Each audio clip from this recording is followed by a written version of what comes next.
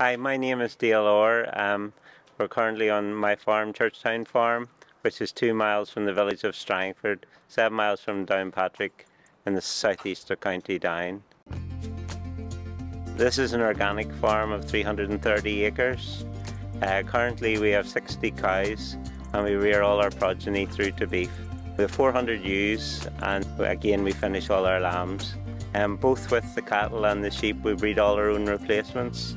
Our cattle are Herefords, predominantly Herefords. We have Hereford crossed with Angus, and we do use a few other traditional breeds as well. We have a few beef shorthorn, a few speckled park, a few Lewings, a Scottish breed. So we're trying different native breeds to see really which best works in the organic system.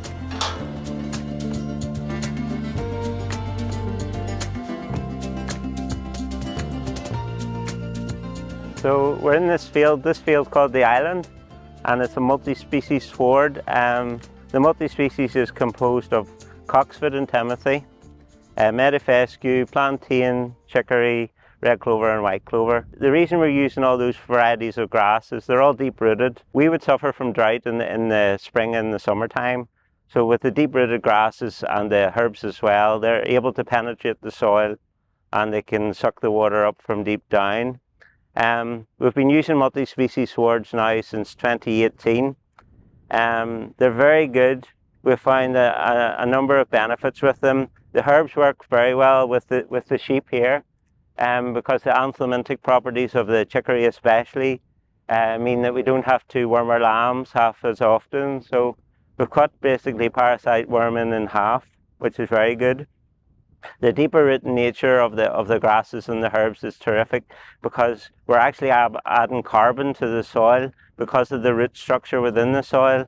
It has two benefits. As I said, it's good for sucking the water up, but it's also great for aerating the soil, creating channels in the soil for the water. When we get heavy rainfall, as we've had over the last 24 hours, the water can actually penetrate into the soil with all the channels created by the roots.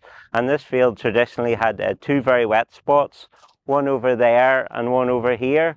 And the multi-species has been in for 3 years and the wet spots have totally gone because the soil now is working harder and faster, and these channels have helped the drainage for me in this field.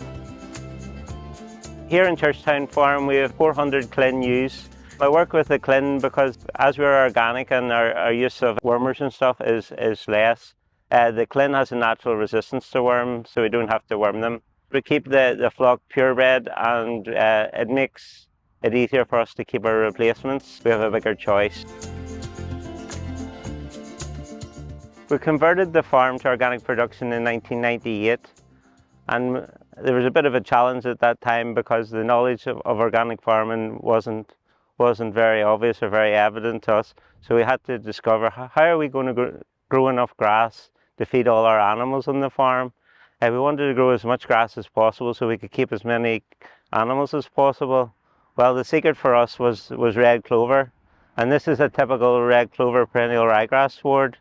It's very, very good. The red clover is very good at fixing nitrogen from the atmosphere. It can fix up to 240 kilos of nitrogen per hectare, and it just seems to grow all year round. We are in a very mild climate down here in Strangford, so we have very few frosts, so the grass just keeps growing. This field's been cut for silage 4 times this year, and we would get an average of about 8 or 9 bales per acre each time. This fixing a lot of nitrogen in order for the grass to grow, and it'll actually leave residual nitrogen in the soil for the following crop, whether it's kale, turnips or a cereal. So it's always working and doing a job for us. In terms of volume of grass, they've measured crops of nitrogen perennial ryegrass swards on organic farms, and on average you can get 14 tonnes of dry matter per hectare, which is as much as anybody else can grow using lots of bag nitrogen fertilizer. So which is more economical for the farmer? And this is all deep rooted as well, just like the herbs, so it'll grow even in the dry weather. So this is a hectare of trees that we established in the year 2000. They're a mixture of native species. There's oak, there's ash, there's beech, there's sycamore, there's a bit of everything in here. The reason we established the woodland was it was unproductive land wasn't much good for anything really, so we figured out why not plant a hectare of trees and give something back to nature.